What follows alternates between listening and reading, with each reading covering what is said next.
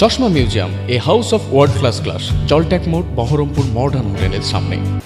স্বচ্ছ নিয়োগ ডিএ প্রদান। প্রতি বছর এসএসসি পরীক্ষার মাধ্যমে স্বচ্ছ নিয়োগ 500 শিক্ষকদের স্থায়ী পদের ব্যবস্থা করা, নতুন শিক্ষক নিয়োগ করার দাবি তুলল শিক্ষক সমিতি।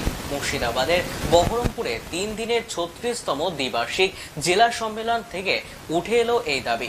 রাজ্যের বিভিন্ন প্রান্ত থেকে শিক্ষক শিক্ষিকারা এই সম্মেলনে যোগ দিয়েছিলেন। গতকাল থেকে এই সম্মেলন শুরু হলেও আজকে বিশেষ অতিথি হিসেবে উপস্থিত ছিলেন প্রদেশ কংগ্রেসের সভাপতি অধীর রঞ্জন চৌধুরী। তিনি ছাত্র ও শিক্ষকের ভূমিকা নিয়ে বক্তব্য রাখেন। বহরমপুর শহরের পক্ষ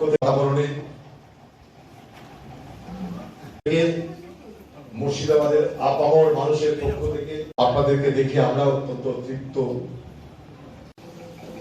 আমরা যারা সমাজে চলাফেরা করি তারা দুটো প্রফেশনকে অত্যন্ত শ্রদ্ধার সাথে দেখে থাকি, একটা চিকিৎসক আর একটা শিক্ষক। বলা হয় যে আপনারা নোবেল প্রফেশন, শিক্ষক এবং চিকিৎসক তার অধিকারী।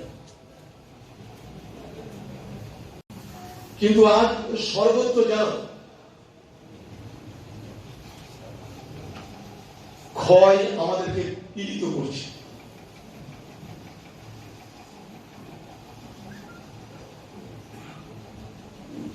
আমরা জানি যে আজকের শিক্ষক সমাজের টিকে থাকাটাই কঠিন কাজ।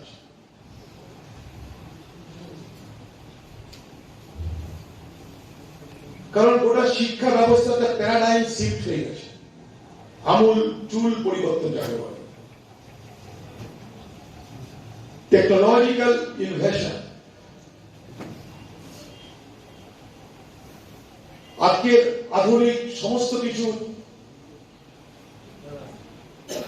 শিক্ষার মাধ্যমে প্রবেশ করেছে। ছোটবেলায় আমরা শুনতাম, কারণ আপনারা সবাই শিক্ষক, স্বাভাবিকভাবে শিক্ষক সমাজ আজকে রাজ্য নিয়ে, দেশ নিয়ে,